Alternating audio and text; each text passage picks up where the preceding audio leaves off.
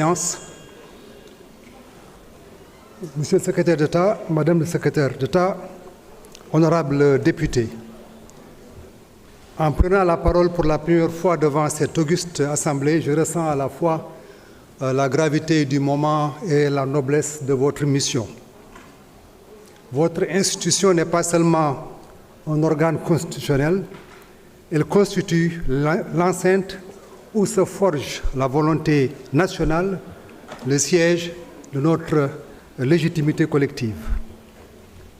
Dans ce sanctuaire institutionnel se cristallisent les équilibres, se déterminent les orientations, se dessinent les horizons. Ici bat le cœur profond du peuple et de la République. Alors je me présente devant vous aujourd'hui avec humilité, certes, mais porté par la certitude que l'histoire valorise l'audace maîtrisée dans la conduite d'une diplomatie à la fois lucide, stratégique et respectueuse des équilibres du monde. Voilà pourquoi le budget que je soumets à votre examen n'est pas, comme il apparaît, un ensemble de lignes budgétaires. Il est un instrument d'affirmation, il est un vecteur de souveraineté, il est un pilier de puissance publique. En effet, comme vous le savez, dans un monde de plus en plus dur, dans un monde de plus en plus incertain, mouvant, parfois brutal, la diplomatie n'est point un luxe, elle est une nécessité vitale. L'ardeur de la tâche m'incite d'emblée à saluer avec ferveur les vaillants diplomates sénégalais, ici à Dakar comme dans nos représentations extérieures. Je voudrais ici rendre hommage à mes devanciers, de Doudou Thiam à Yassine Fall, en passant par d'éminents autres ministres comme Amadou Karim Gaye ou Moustapha Niasse. Et je suis heureux d'avoir ici dans cette salle deux éminents prédécesseurs qui ont marqué de leur empreinte la diplomatie sénégalaise. Je veux citer la brillante Aïssata Tall Sall et le très efficace, de par sa formation même, Amadou Ba, qui a été ministre des Affaires étrangères et aussi qui a été Premier ministre. Je suis ravi de vous avoir dans cette salle et d'avoir aussi bénéficié de votre encadrement quand j'étais sous vos ordres. Dans la salle aussi, nous avons un ami qui travaille ici à l'Assemblée nationale, je voudrais aussi rendre hommage, c'est l'ambassadeur Chérif Diagne, qui est le conseiller diplomatique du président. Donc je voulais rendre hommage à tous ceux qui ont eu à jouer un rôle. Je voudrais aussi saluer le secrétaire d'État qui a déjà démontré toute son efficacité dans l'exercice des missions qui lui sont confiées et la formidable équipe que j'ai avec moi ici, qui sont constituées de diplomates vaillants, travailleurs, opiniâtres dans le travail, engagés. Parce que, qu'étant du métier et les ayant côtoyés, je suis persuadé que ces femmes et ces hommes portent l'État dans leur cœur, le portent au-delà de nos frontières avec un sens du devoir qui force l'admiration. Ils travaillent presque toujours dans l'ombre et c'est grâce à eux que nous restons visibles. Ils négocient, ils influencent, ils protègent, ils incarnent dans la discrétion de chaque geste professionnel l'honneur du Sénégal. Qu'ils sachent que le Sénégal les sait indispensables et qu'il leur doit plus qu'il ne pourra jamais pleinement reconnaître. Honorables députés, plus qu'un théâtre, le monde est un champ de force.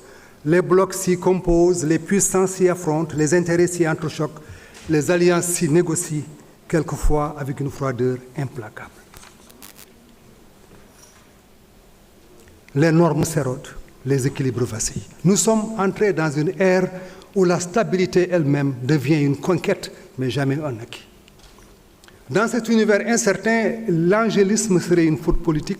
Comme le rappelait Raymond Aron, l'histoire est tragique parce qu'elle est faite d'hommes et les hommes ne sont pas des anges.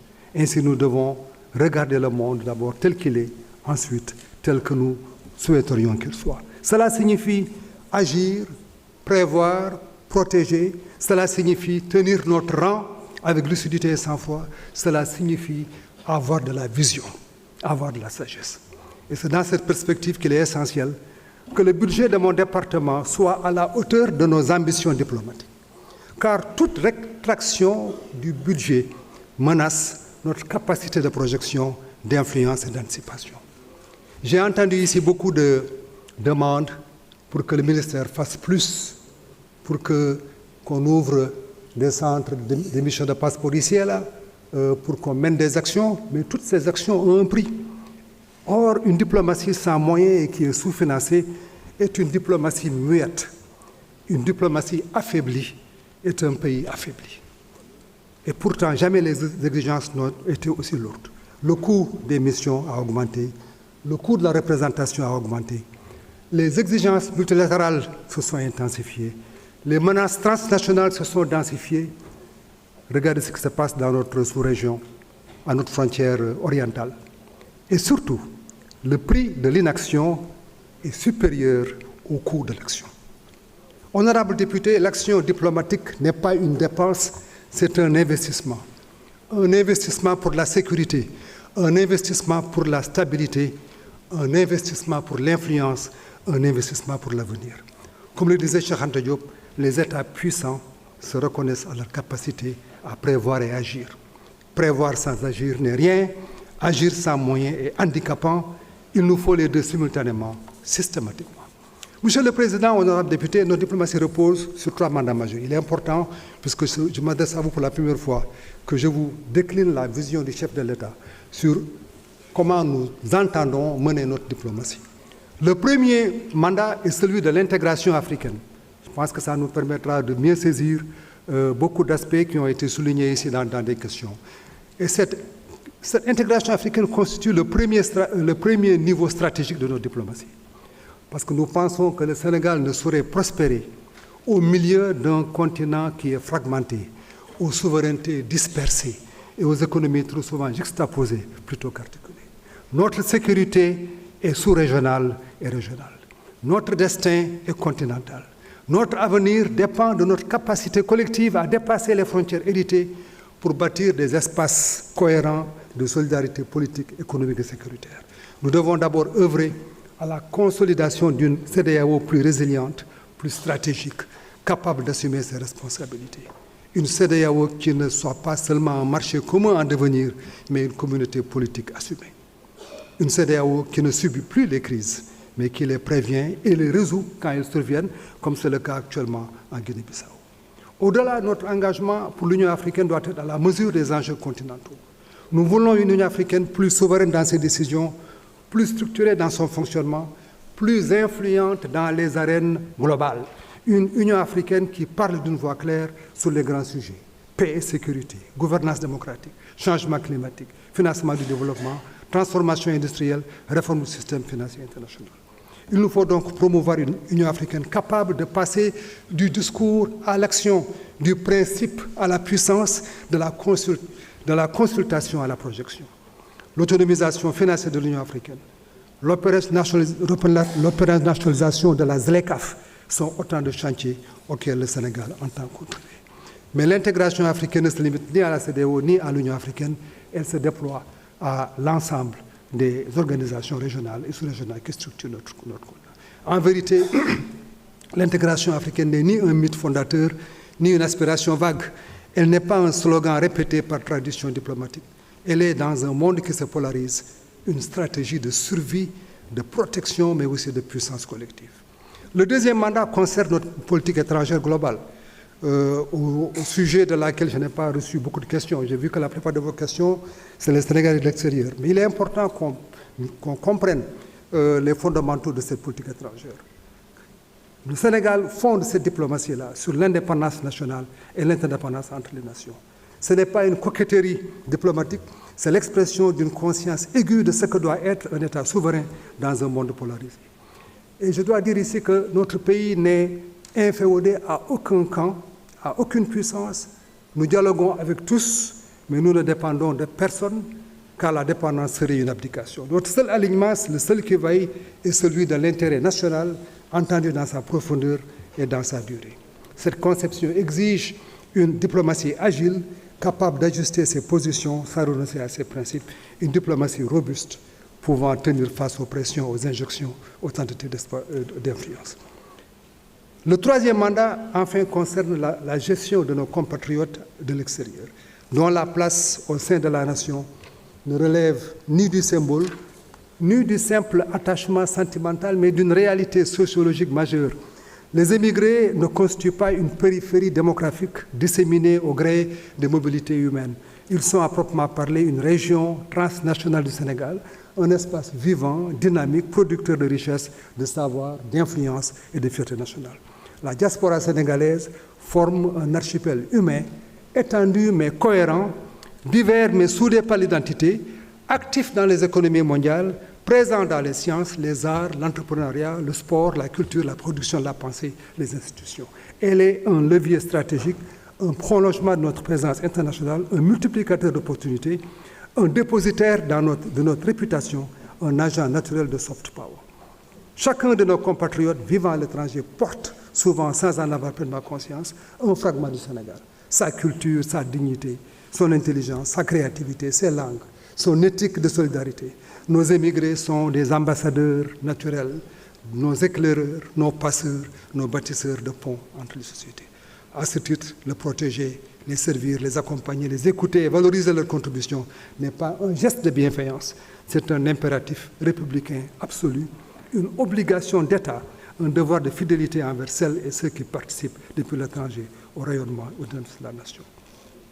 Mais au-delà de la protection, il nous faut aller plus loin. Nous devons intégrer la diaspora dans la conception même de nos politiques publiques, non comme une catégorie à part, mais comme une composante majeure de la nation. Il nous faut mobiliser son expertise, ses réseaux, ses ressources, ses talents. Il nous faut faciliter son investissement dans le pays, fluidifier les démarches administratives, renforcer la portabilité des droits et inventer une relation nouvelle fondée sur le dialogue, la reconnaissance et la confiance. La diaspora n'est pas une périphérie, elle est une force. Elle n'est pas un supplément, elle est un pilier. Elle n'est pas une projection extérieure, elle est une part essentielle de notre identité collective. Donc ces trois mandats ne peuvent être exécutés dans un contexte de contraction budgétaire. J'ai trouvé le budget insuffisant par rapport au mandat de notre ministère. Et j'espère qu'à l'année prochaine, les corrections seront faites pour que tous les moyens adéquats dont nous devons disposer soient disponibles pour nous permettre de faire face à nos missions. On ne prétend pas jouer dans la cour des nations respectées si l'on se prive des outils de son propre rayonnement. Honorables députés, le budget soumis à votre examen n'est pas seulement celui d'un ministère, il est le budget de la voix du Sénégal dans le monde. Je vous demande donc, dans les années à venir, de mieux armer le Sénégal pour le monde qui vient, un monde où les nations qui hésitent s'effacent et celles qui s'assument s'imposent. Le Sénégal est respecté, le Sénégal est attendu, donc il doit s'affirmer. Je vous remercie pour votre sens de l'État, votre patriotisme exigeant et la hauteur de vue qui éclaire vos décisions. Je m'en vais maintenant répondre aux questions et aux commentaires. Je vais essayer de faire de mon mieux pour répondre au maximum de questions vu le temps qui m'est imparti.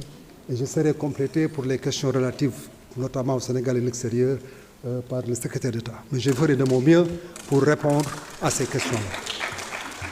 Donc si certains ne voient pas leurs questions traitées et que nous n'avons pas le temps de répondre à ces questions, je vous inviterai à nous faire parvenir vos questions par écrit. Et c'est avec plaisir que nous allons répondre à ces questions-là. Je vais répondre aux questions par hasard. J'ai des fiches, je vais donc répondre au hasard des fiches selon l'ordre que j'ai. Pour ce qui est du CNAMS, voilà, on a parlé de la situation des travailleurs du CNAMS qui sont en grève. Li ma bëggoon wax ci foofu rek mooy que jël nañu ay mesures waxtaan nañu ak ministère des finances pour ñu defal ñu virement de crédit boo xam ne c'est 164 millions yu teg te bu ñu ko jotee incha allah ci ay fan yu néew nañu fexe ba ñu mën a fay salaire yi loolu laa mën a wax ci waa CNAMS. Bon, pour délivrance du visa quota yi je pense que Ami Dia wax na ci ñu ñeneen aussi wax nañ ci. Pour que nga nekk quotataire dafa laaj nga am agrément bu jógee ci DGP ci ministère des Affaires étrangères mais délivrance yooyu dañ ko suspendre depuis 2017 donc léegi lu ñuy def mooy que dañuy fexe ba quota yi ñu xoolaat ko ñu redistribuer agrément yu bees yi te demande d'agrément yi déjà ëpp na junni donc sama département mi ngi liggéey ak ci benn projet de cahier de charge pour fexe ñu xoolaat quota yi nu muy tëddee déjà ci fan yu néew DGP dina convoquer benn réunion amee concertation pour ñu xool nu ñuy tëralee agrément yi ak quota yi pour que ñu régler problème boobu de façon définitive. Pour assise sur l'âge, Premier ministre moo ñu joxoon ndigal pour que ñu organiser assises yooyu concertation yooyu bi nga ko waxee woon ci conseil interministériel bi amoon le 11 avril 2025 te le 4 décembre 2025 bi njëkkoon nañu am ay concertation yu jiitu et toute la communauté âge bi avait été conviée donc loolu nañ ko wéyal fexe ba daal affaire agrément yi ak quota yi ñu régler ko de façon définitive. Membre mission d'encadrement pour la désignation des missionnaires membres yi ñoo ngi leen di désigner par un arrêté ministériel bu war a jógee ci sama ministère waa DGP ñoo koy proposé dafa am ay critères nag critères de compétence de probité morale ak d'expérience donc du ñu jël rek n'importe qui et puis le nombre est limité te à chaque fois dañuy xool est-ce que le profil bu ñuy jël day méngoog lu ñuy séentu ci ñooñu ñuy tànn même démb rek am nañu benn réunion au niveau du ministère pour waxtaan ci loolu fexe daal que bu ñuy tànn ay nit na nekk ñoo xam ne ñi vraiment mot nañu liñ leen yaakaaree que comme quoi bu ñu demee nañ ci buñ jublu comme il le faut. am na ko fi wax aussi affaire auditu conditions d'achat consulat général bi nekk Milan am na audit bu ñu lancé déjà pour que ñu leeral ni mérite de foofu et puis c'est déjà prévu qu'en 2026 voilà audit boobu mi ngi war a am en 2026 c'est déjà prévu dans le programme te incha allah lépp lu audit bi wax aussi nañ ko doxal comme ni mu waree. Pour ce qui est des projets économiques avec les pays voisins, Mauritanie,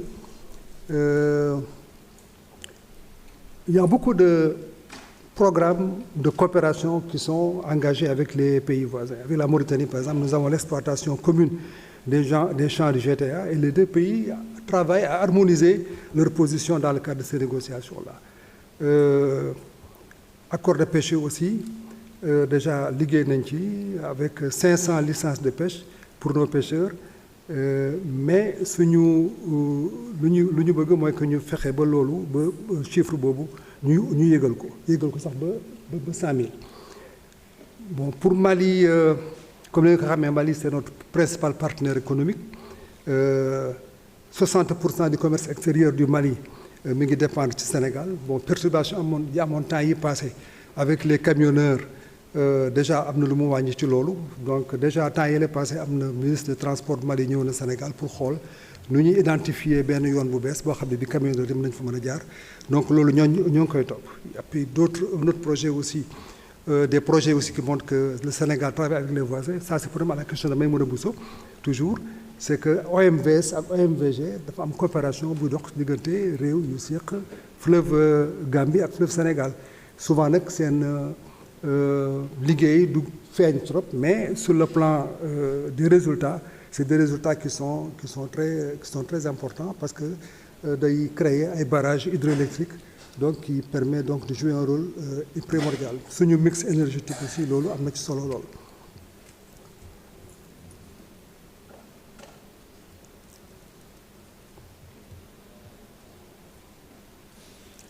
Convention de liberté de circulation des personnes et biens Issa Hamady Sarr signée en 2024 à Nouakchott. C'est vrai qu'il y a une convention qui a été signée pour que chaque pays puisse traiter les citoyens de l'autre pays dans des conditions d'exercice très favorables, c'est liggéey. Bon, le problème qu'on a, c'est que souvent les conventions bu amee toujours, c'est dans l'application qu'il y a problème. Bi ma demee par exemple Mauritanie la dernière fois, on sentait de la part de l'État mauritanien une volonté d'exercer, en tout cas pleinement, les conclusions de cette convention. Mais le problème, moi, que souvent c'est au niveau de l'opérationnalisation que ça ne marche pas. Et on avait décidé vraiment de faire en sorte que par exemple la police ou bien la douane, en tout cas tout ce qui joue un rôle opérationnel. D'ailleurs, on avait prévu un voyage du Premier ministre mauritanien ici, et on comptait dans ce cadre-là régler ce problème de façon définitive. Mais c'est une question qu'on est en train de suivre. Convention boobu nag c'est pas encore ratifié par les deux pays, même si les deux pays sont d'accord pour que ñu organiser ko, mais les négociations continuent et nous continuons aussi à faire en sorte que ça se réalise.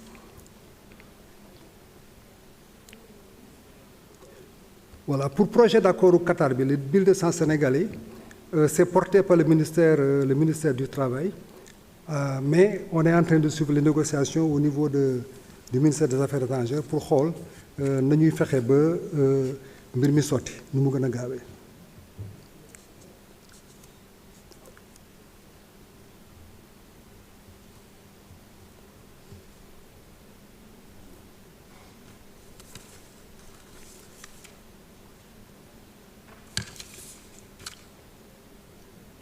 Voilà. Am na ko wax aussi comment faire pour que diplomatie bi gën a yaatu, qu'il y ait une diplomatie aussi où tous les segments de la société sénégalaise jouent un rôle, comme la diplomatie parlementaire. Loolu ñu dañ koy rafetlu. Je pense que dëkk dafa baax aussi que ñu créer ay liens avec les autres entités. La diplomatie n'est pas seulement l'apanage du ministère des Affaires étrangères, il y a une diplomatie étatique du gouvernement, il y a aussi une diplomatie parlementaire. Et puis aussi il y a une diplomatie culturelle. Donc lépp loo xam ne li mën na tax ba suñu diggante ak yeneen dëkk yi gën a ratax, loolu moom dañ ciy ànd. Coût des visas et cartes de séjour en Afrique centrale, voilà, beaucoup d'honorables députés ont soulevé cette question. Mbeɗi salmina namdiɓe oɗon question ko gonga carte consulaire, carte de séjour et passeport uji ko probléme mawɗo e Afrique centrale, Gabon en, Congo, Angola. ɓooyani ko ngumimi Angola nde ñaami ɗon nde vraiment mi ko probléme mawɗo. Alors ko watta ɗum tahata noon affaire nde moƴƴa moy que il faut que min mbaɗa feere min kaalde wonɓe ɗon ɓe wonɓe ɗen leyɗe, comme ça min ƴeewa no kafeje ɗe jarata. Déjà nde ñaami Angola nde mi haalde ministre des affaires étrangères mo Angola, inchallah komi jahowo ɗon te kadi mi waɗa tour e région e kala nokku mbaɗɗo probléme mi yaha ɗon mi ƴeewa no réglera. Mais il faut aussi comprendre que c'est difficile aussi de gérer ces problèmes parce que tout dépend de la souveraineté de ces pays. On est obligé de les convaincre et de les amener à accepter, n'est-ce pas, de se plier à des règles beaucoup plus souples dans l'octroi de ces cartes de séjour et des conditions de séjour de nos compatriotes. Mais nous gardons espoir que les démarches que nous avons engagées vont réussir. Pour ce qui est des dysfonctionnements à l'ambassade du Sénégal à Ottawa, il y a eu un contrat qui avait été conclu entre notre ambassade à Ottawa et une entreprise locale portant sur 3 opérations distinctes. D'abord, la démolition des bâtiments de l'ancienne chancellerie. Deuxièmement, la réalisation des plans architecturaux. Et ensuite, la location d'un hangar pour une durée de 3 ans. L'ambassadeur d'alors et le payeur avaient apporté des clarifications sur les interpellations des vérificateurs de l'IGE relativement à ces 3 opérations. Et les conclusions de ce rapport, en tout cas, étaient que les réponses de l'ambassadeur et du payeur étaient jugées satisfaisantes par la vérification. Il convient seulement de signaler que la publication des éléments de rapport provisoire dans la presse fait suite à une plainte qui a été déposée par une autorité administrative et cette dernière avait agi en méconnaissance des règles en matière de vérification financière. Bon, je voudrais aussi saisir l'occasion pour dire que le ministère est très attaché à la reddition des comptes dans le respect du principe du contradictoire et que toute suspicion, en tout cas de violation, fera l'objet, n'est-ce pas, d'une vérification et des procédures qui sont prévues en la matière. Bon, am na benn député, voilà, je pense qu'il a demandé une demande d'audience à la DGC accès aux accords pour les priorités. Bon, je dois dire que j'ai vérifié avec mes services, ici même dans la salle, on n'a reçu aucune demande formelle d'audience du député au niveau du ministère. Parce que quand on le reçoit soit au bureau, n'est-ce pas, du courrier, soit au service qui est concerné. On n'a pas cette information, je suis désolé madame, on n'a pas reçu cette information. Et l'accessibilité aussi aux archives du ministère aussi a été évoquée, mais je dois dire que l'accès aux archives est restreint et c'est seulement parce que, compte tenu du fait que les contenus sont souvent confidentiels, l'accès n'est pas permis au public. Néanmoins, le ministère peut toujours donner des informations sur des questions spécifiques si le partage de ces informations-là ne porte pas préjudice, n'est-ce pas, aux données que nous gérons.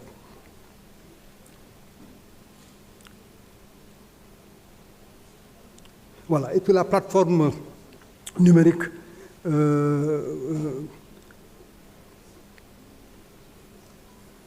la plateforme numérique qui aurait pu permettre de sélectionner les accords n'est plus accessible depuis 2023 et on est en train de chercher donc des solutions pour régler cela. Mais habituellement, pour certaines demandes d'archives, nous fournissons uniquement le cadre juridique et non des copies des accords.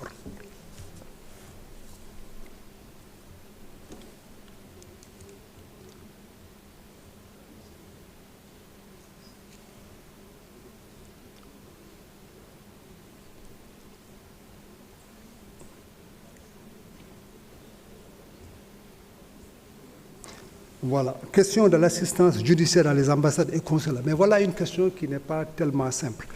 J'ai entendu parler de propositions pour qu'on affecte des avocats ou bien des magistrats dans ces pays, mais il est important de tenir compte du contexte aussi de ces pays, d'abord du contexte linguistique, mais aussi des pratiques juridiques et en cours dans ces pays. Moi, j'ai été ambassadeur dans beaucoup de pays et je suis persuadé que la présence de certains, même de nos magistrats dans ces pays, pourrait être problématique si, par exemple, on ne maîtrise pas le droit local et surtout si on ne maîtrise pas la langue. On a besoin donc de gens, souvent, qui sont, non seulement qui connaissent la matière, mais qui savent aussi comment engager les procédures et puis dans la langue qu'il faut. Je pense qu'il nous faut peut-être faire preuve de beaucoup plus de flexibilité. À chaque fois que nous avons des cas majeurs où des difficultés se posent, faire en sorte qu'on ait, par exemple, localement, des contrats, comme cela arrive souvent. Souvent, nous sommes dans des pays où on a des contentieux, et en ce moment-là, on fait appel à l'expertise locale pour pouvoir nous en sortir. Nous avons eu beaucoup de combats à mener dans ce cadre-là, où nous avons pu gagner des procès qui étaient difficiles au départ. Je me demande bien si c'était n'est-ce pas, des avocats ou des magistrats sénégalais, si on pourrait le faire. Je pense qu'il est aussi donc bon qu'on essaie de réfléchir sur cette piste-là pour voir est-ce que la faisabilité, est-ce que cette possibilité de nommer est favorable ou pas, est-ce qu'il ne faudrait pas essayer de voir une autre piste. Mais le ministère est ouvert pour prendre tout cela en charge. Monsieur le ministre, oui. Pensez à conclure. Nous sommes tenus par les délais sur l'article 71. Pour des raisons d'efficacité, les travaux en séance plénière et des commissions ne peuvent aller au-delà de minuit. OK. Donc, voilà. Vous pouvez pas parvenir le reste des réponses à l'Assemblée nationale par écrit. D'accord. Donc, je serai disposé à recevoir vos questions par écrit. Mais je voudrais peut-être terminer par une question d'actualité qui est la Guinée-Bissau. Comme vous le savez, nous avons fait face à une situation qui est extrêmement difficile et il y a eu une interruption du processus électoral le 26 et quand cela s'est produit, la CEDEAO a organisé une réunion pour voir une réunion au sommet, un sommet en fait, pour statuer sur la situation en Guinée-Bissau.